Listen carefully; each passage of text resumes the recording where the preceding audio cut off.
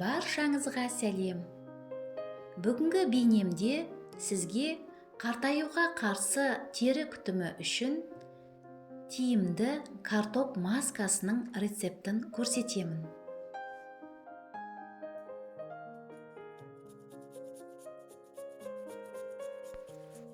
Масканы дайындау үшін бізге бір картоп керек. Картоптың қабығын аршып, майда үкіштен өткізіңіз.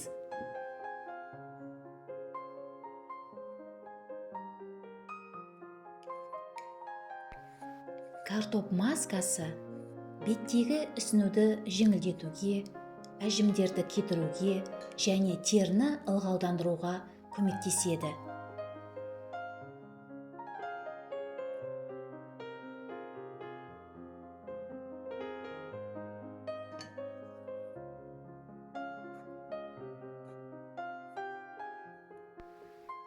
Картопқа 250 грамм сүт қосып, баяу отта 10 минутқа қайнатыңыз.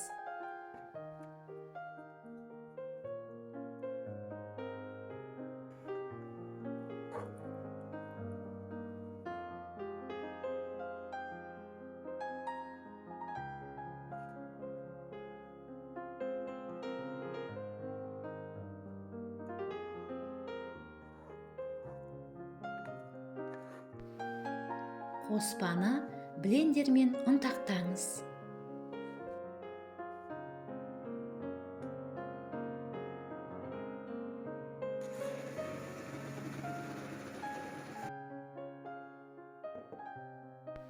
Дайын болған қоспаны дәке немесе електен өткізіңіз.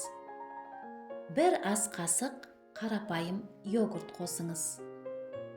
Және бір шай қасық арган майын қосыңыз. Арган майы өзінің қартаюға қарсы және қабынуға қарсы қасиеттерімен танымал.